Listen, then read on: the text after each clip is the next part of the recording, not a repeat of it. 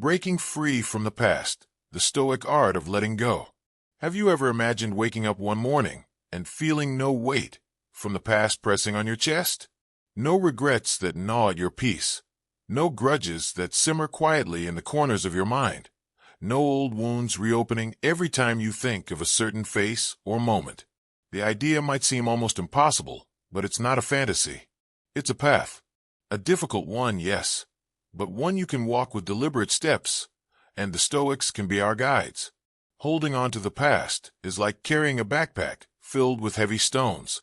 At first, we convince ourselves these stones are part of who we are, our stories, our heartbreaks, our victories and humiliations. But the longer we cling to them, the heavier they become. Our shoulders ache, our posture bends, our pace slows. We begin to mistake the weight for our identity. Yet the truth is simpler and more liberating. You are not the stones. You are the traveler. The load you carry is optional. Marcus Aurelius, in his Meditations, reminded himself that events cannot harm the soul unless we give them permission. That includes the events already behind us. The emperor-philosopher faced loss, betrayal, and grief on a scale few of us will ever know. Yet he understood that replaying the pain in your mind is like reopening a wound that's already begun to heal. The Stoics were not naive. They didn't claim that forgetting is easy, or that you can simply think positive and erase the past. They knew that memory is stubborn, that a word, a smell, or a familiar street corner can drag you back years in an instant. But they also knew something more powerful. Your attention is yours to direct. You can train your mind to release what it cannot change. Let's start with the first truth. The past is not alive. It exists only as an image in your mind. Right now, as you're hearing this, yesterday doesn't exist. Last year doesn't exist. Even what you said 10 minutes ago exists only as a trace in memory. It feels real because your mind replays it vividly. But what you are seeing is a recording, not the actual event. Think of it like a stage play that ended long ago. The actors have gone home. The set has been dismantled. The theater is empty. Yet you keep showing up night after night, insisting the play is still running. The Stoics would say, stop buying tickets to a show that no longer exists. Epictetus, a man born into slavery who later became one of the most influential Stoic teachers, often spoke about control. He drew a clear line.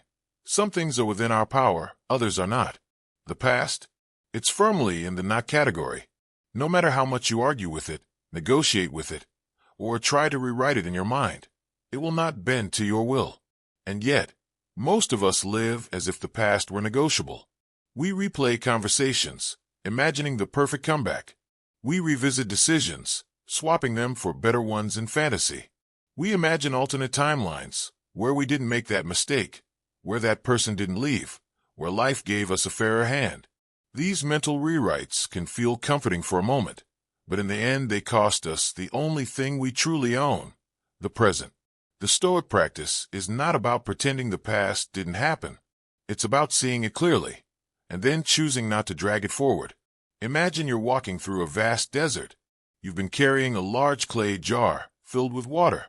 It was essential at the beginning, but now it's cracked, leaking, and heavy. You have two options. Keep carrying it, letting it slow you down, or set it down and walk lighter.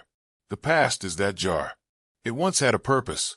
It taught you lessons, shaped your path, and brought you to this point. But once its water is gone, it's nothing but weight. One of the most striking things about the Stoics is their emotional courage. They didn't run from pain.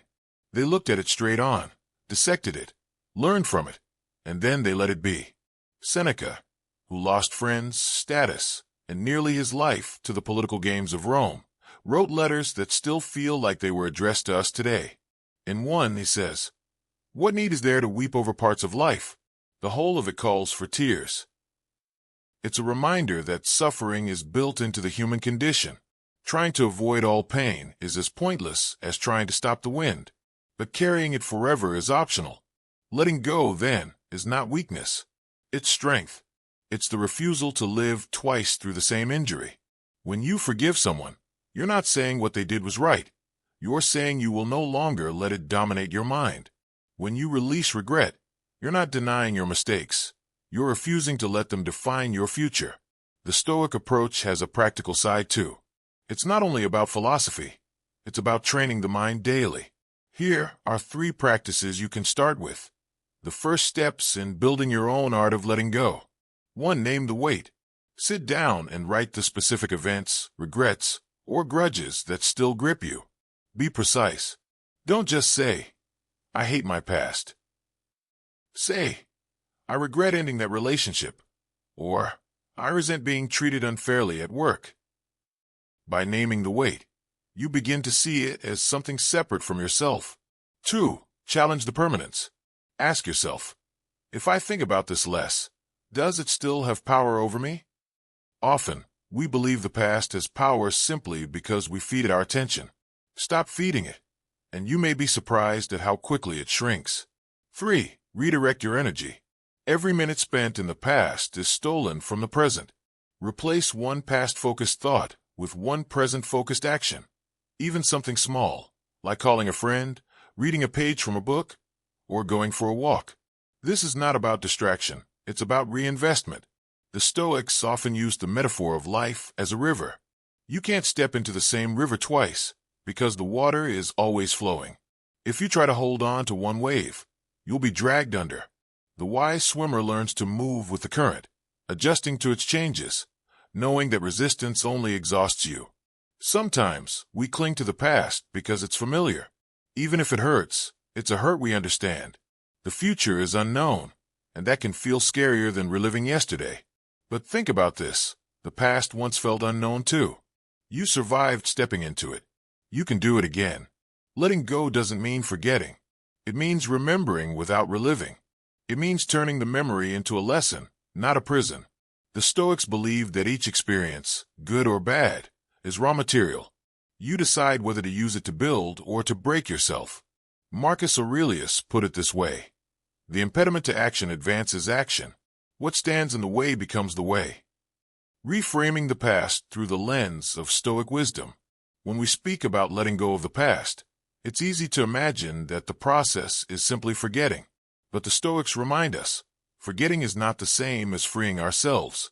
Forgetting can happen passively, by distraction or the passage of time. True freedom, however, is an act of conscious choice, a deliberate act of the will. It is deciding that the events that once had power over us will no longer dictate the quality of our present moment. One of the central Stoic practices is the art of reframing. This means taking a memory, an event, or even a wound, and choosing to view it from a perspective that serves your growth rather than your suffering. Epictetus often repeated that we are not disturbed by things themselves, but by the views we take of them. This is not mere philosophy. It is a radical invitation to reinterpret the events of our past. Imagine a betrayal you once suffered. For years, perhaps, you replayed the moment in your mind, analyzing each word, each gesture, feeling the sting over and over. Through the Stoic lens, you might begin to see that betrayal not as a life sentence of bitterness, but as a profound lesson in discernment. That event could have taught you to recognize who is trustworthy and who is not. It could have sharpened your ability to protect your own boundaries. The pain was real, but so was the growth. In reframing, the wound does not disappear, but it transforms into a teacher. The choice of narratives. The human mind is a storyteller. Whether we realize it or not, we are constantly narrating the meaning of our experiences. This happened to me becomes this ruined me, or this shaped me, depending on the story we choose to tell ourselves. The Stoic practice is to take responsibility for that narrative. If you choose the story of the victim, you will live trapped in resentment and helplessness. If you choose the story of the student, you live empowered, even in the face of hardship. The event is the same, the meaning is different, and that meaning will determine the quality of your life from this moment forward. Marcus Aurelius, reflecting on the insults and injustices he endured, reminded himself, "Choose not to be harmed, and you won't feel harmed. Don't feel harmed, and you haven't been." This is not denial. This is mastery over interpretation. It's saying, yes, this happened, but I will decide what it means to me now. The burden of resentment. Resentment is one of the heaviest stones we carry from the past. It convinces us that holding on to anger is a form of justice, as if our refusal to forgive punishes the one who hurt us. But resentment is a prison with a curious design. The door is always open, yet we refuse to walk out. Seneca wrote that anger and resentment harm us far more than they harm the person they are directed toward. The other person might be living their life, unaware or indifferent to our bitterness, while we continue to drink the poison we poured for them. Stoic wisdom encourages us to release resentment, not because the other person deserves it, but because we deserve peace. Forgiveness, in this sense, is not about pretending the wrong never happened. It is about reclaiming our mind from the grip of the past. It is about saying, I choose my peace over my pain. Memory without chains. The Stoics never suggested erasing the past. They valued memory, but memory as a tool, not a chain. Memory allows us to recall mistakes so we don't repeat them. It lets us cherish moments of beauty and love. But if memory turns into an endless replay of suffering, it becomes a form of self-inflicted punishment. A Stoic practice you can try is to revisit a painful memory as if you were a historian, not the main character. Historians observe, record, and analyze, but they do not relive the emotions of the events they describe. In this exercise, you step out of the scene and observe it with clarity. You note the facts, the players, and the consequences, but you do not allow yourself to be swept away by the waves of emotion.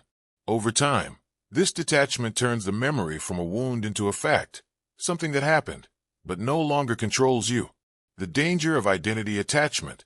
One subtle trap the past sets for us is identity attachment. Sometimes we build our entire self-image around an old story. I'm the one who was abandoned. I'm the one who failed. I'm the one who suffered. These labels may feel safe because they're familiar, but they are also limiting. If your sense of self is built around an old wound, letting go of that wound might feel like losing yourself.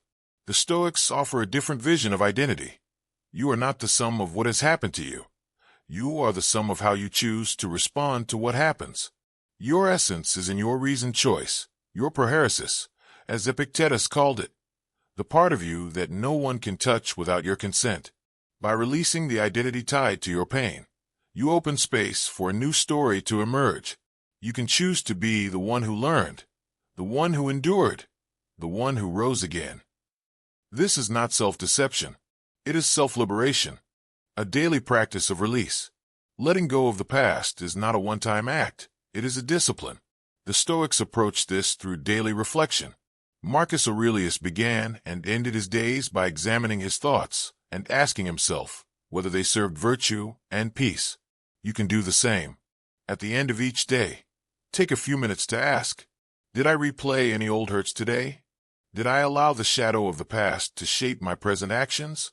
What would I choose differently tomorrow? By making this a daily habit, you slowly loosen the grip the past has on your mind. Over weeks and months, you will notice that old triggers lose their power, and events that once consumed your thoughts become distant echoes. Facing regret without self-destruction. One of the most stubborn weights of the past is regret, not about what others did to us, but about what we did or failed to do.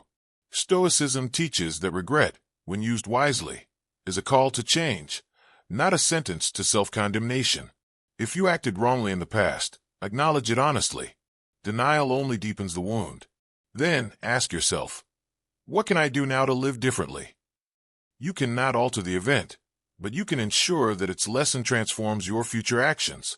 In this way, regret becomes a teacher rather than a jailer. Seneca reminds us that no one is so old that they cannot start again. Each day, we are given the opportunity to act with greater wisdom than we did yesterday. If we waste that opportunity by endlessly punishing ourselves, we commit a second error, one the Stoics would urge us to avoid: detachment from the timeline.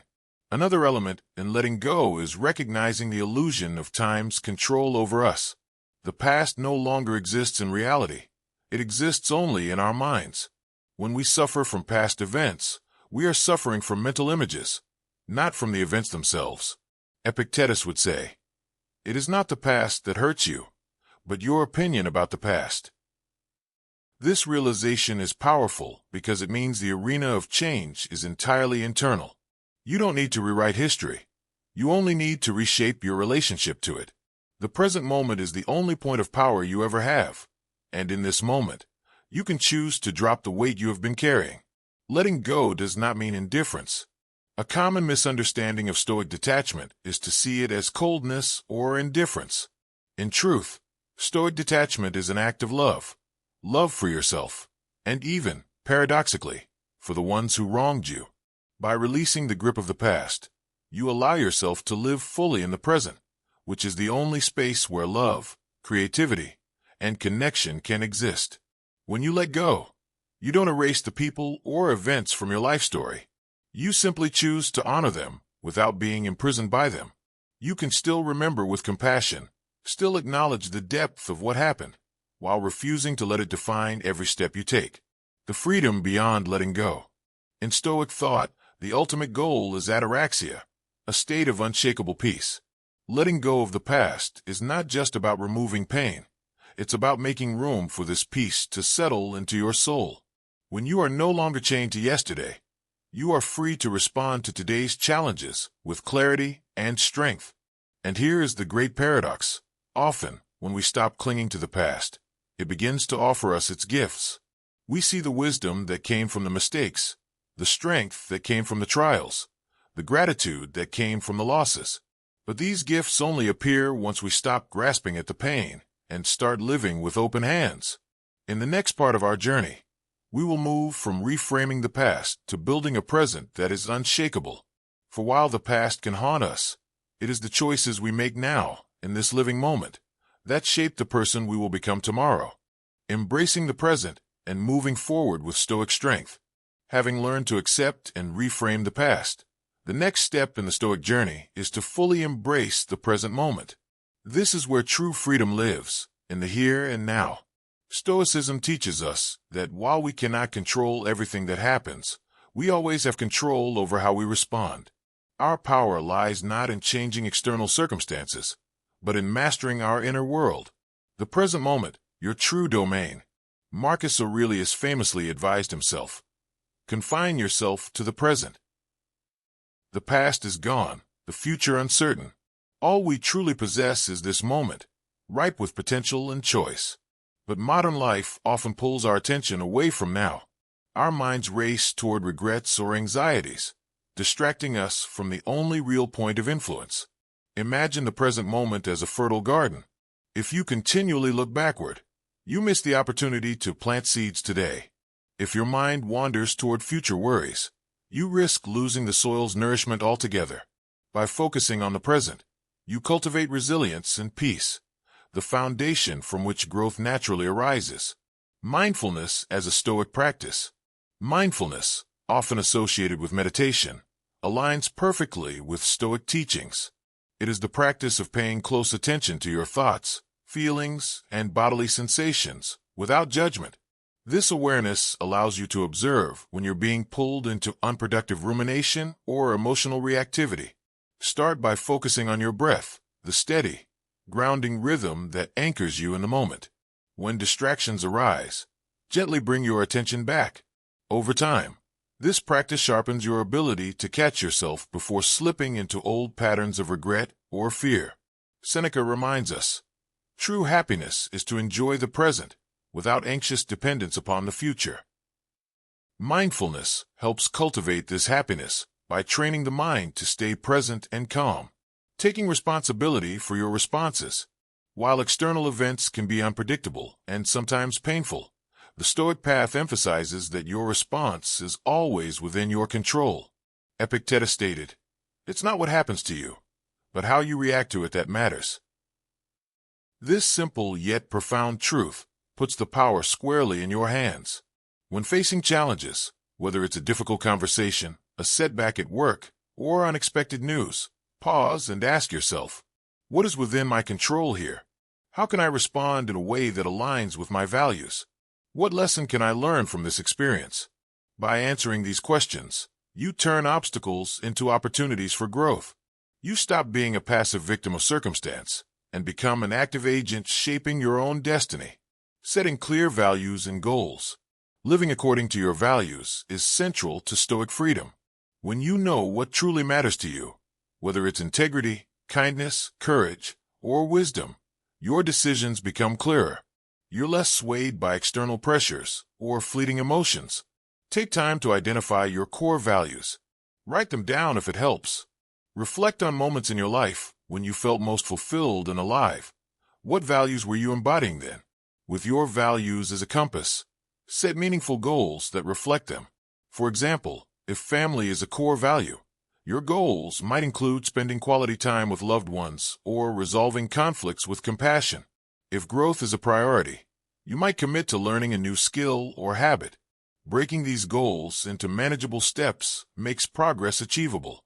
The Stoics urge us to focus on progress, not perfection. Each small victory compounds, building momentum toward the life you envision. Action over analysis. One of the biggest obstacles to moving forward is overthinking. We can get stuck in cycles of doubt, fear, and what-ifs. Walt Disney said, "The way to get started is to quit talking and begin doing." This resonates deeply with Stoic wisdom. Stoicism encourages us to embrace action, even imperfect action, as the catalyst for change. Waiting for the perfect moment or complete certainty only leads to paralysis. Instead, start where you are with what you have. Each step forward clarifies the path ahead. Momentum is a powerful force. Like pushing a heavy boulder, the first effort requires great energy, but with repeated action, the boulder starts rolling effortlessly. Keep showing up, keep practicing, and trust that progress will come. Building resilience through habits. Resilience isn't built overnight. It's forged through consistent habits that support your well-being and growth. Exercise, meditation, journaling, and mindful breathing are all tools that help strengthen your mind and body. Physical exercise, for example, releases endorphins that naturally reduce stress and improve mood, making it easier to let go of negative emotions. Meditation calms the mind and sharpens your focus on what's truly important. Journaling helps you process your thoughts and fears, turning chaotic emotions into clear insights. Writing down your reflections on letting go creates a feedback loop that reinforces your progress. Integrate at least one positive habit into your daily routine. Over time, these habits become second nature and form the foundation of a balanced, peaceful life. The role of community and support. While Stoicism emphasizes personal responsibility, it doesn't mean walking your journey alone. Humans are social beings, and connection with others is vital. Seek out friends, family, or mentors who support your growth and understand your values. Share your goals and challenges with them. Accountability increases motivation and helps you stay on track. If needed, consider professional support from therapists or coaches. These experts offer valuable perspectives and strategies that can accelerate your progress. Remember, vulnerability is not weakness, it is courage. Asking for help when you need it is a sign of strength. Accepting the uncontrollable with grace. Life is unpredictable, and some things will always remain beyond our control. The Stoic art lies in accepting these realities with grace. When faced with uncontrollable situations, remind yourself of Epictetus' distinction between what is up to you and what is not. Focus your energy only on what you can influence, your thoughts, your choices, your actions.